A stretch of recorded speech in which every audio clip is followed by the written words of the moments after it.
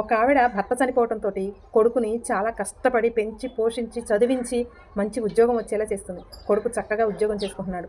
చక్కగా కొడుకు పెళ్లి అంగరంగ వైభవంగా చేస్తుంది. కోడలు వస్తుంది. కోడలు వచ్చిన తర్వాత మరి ఏం జరిగిందో ఏమో కానీ అత్త కోడలకి పడకపోయేది. ఇద్దరు కూడా తరచుకు గొడవలు పడుతూ ఉండేవాళ్ళు. ఇక ఆ గొడవలు తట్టుకోలేక అటు తల్లిని చూడలేక ఇటు భార్యని చూడలేక తల్లిని తీసుకొని వెళ్ళి అనాథాశ్రమంలో జాయిన్ చేస్తాడు. తల్లి చాలా సఫర్ అవుతుంది అనాథాశ్రమంలో.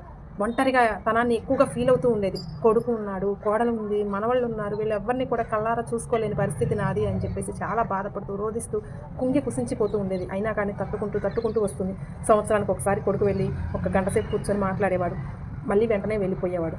ఇలా తరచూ జరుగుతూ ఉంది. కానీ ఒకసారి అనాథాశ్రమం నుంచి ఫోన్ వచ్చింది, మీ అమ్మకి కొంచెం సీరియస్గా ఉంది రమ్మని. వెళ్తాడు. వెళ్ళిన తర్వాత అక్కడ డాక్టర్స్ చెప్తారు, మీ తల్లి ఎక్కువ కాలం బ్రతకదు అని చెప్తే ఆ తల్లి కొడుకుని ఇలా దగ్గరికి తీసుకొని ఒక మాట చెప్తుంది, నాన్న నేను లేచి బాత్రూమ్కి వెళ్ళేటప్పుడు కొంచెం కష్టంగా ఉంది, ఇక్కడి నుంచి అక్కడికి వెళ్ళడానికి కొంచెం చిన్న స్టాండ్ లాంటిది కొనిపెట్టరా, అలాగే వీళ్ళు ఇచ్చేటటువంటి చెద్దర్లు చాలా పలచగా ఉన్నాయి, చలికి తట్టుకోలేకపోతున్నాను, కొంచెం మందంగా ఉండేటటువంటి చెద్దరు తెచ్చిపెట్టరా, అలాగే వాళ్ళు పెట్టిందే తినాలి కదా, ఇచ్చే టయానికి నేను సరిగా లేవలేకపోతున్నాను, ఆ టైంలో తర్వాత తినడానికి చల్లారిపోతుంది, చిన్న మైక్రోవేవ్ లాంటివి తెచ్చిపెట్టరా, నేను మళ్ళీ హీట్ చేసుకొని తింటాను అని అలా లిస్టు చెప్పబోతూ ఉంటే కొడుకు ఇలా అంటాడు, డాక్టర్స్ చెప్పారు నువ్వు ఎక్కువ రోజులు బతకవని, ఇప్పుడు అవన్నీ ఎందుకమ్మా అని అంటాడు. అప్పుడు ఆ తల్లి ఏమంటుంది తెలుసా, ఇవన్నీ నా కోసం కాదు నాన్న, నేను చనిపోయిన కొంతకాలానికి నిన్ను కూడా నీ పిల్లలు ఇక్కడే జాయిన్ చేస్తారు కదా, నేను పడ్డటువంటి ఇబ్బంది నువ్వు పడకూడదు అని నీ గురించే ఆలోచిస్తున్నారా అంటాను.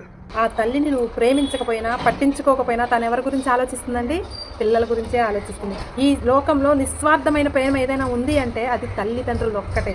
తల్లిదండ్రులు చనిపోతూ కూడా కొడుకు బాగుండాలి, బంగారంలా ఉండాలి అని కోరుకునేటటువంటి నిస్వార్థమైన ప్రేమ ఎవరికైనా ఉంటుంది అంటే అది తల్లిదండ్రులకు మాత్రమే. మిమ్మల్ని కని పెంచి పోషించినటువంటి మీ తల్లిదండ్రులను దయచేసి అనాథాశ్రమంలో పెట్టి వాళ్ళ ఏడుపులకి కారణం అవ్వకండి. కాటికి పోయేంత వరకు మీ దగ్గరే ఉంచుకోండి. మీ యొక్క ఆయుష్ను పెంచుకోండి, మీ యొక్క ఆరోగ్యాన్ని పెంచుకోండి. వాళ్ళు మీ దగ్గర ఉంటేనే మీ ఆయుష్ ఆరోగ్యం పెరుగుతుందన్న విషయాన్ని గుర్తుపెట్టుకోండి.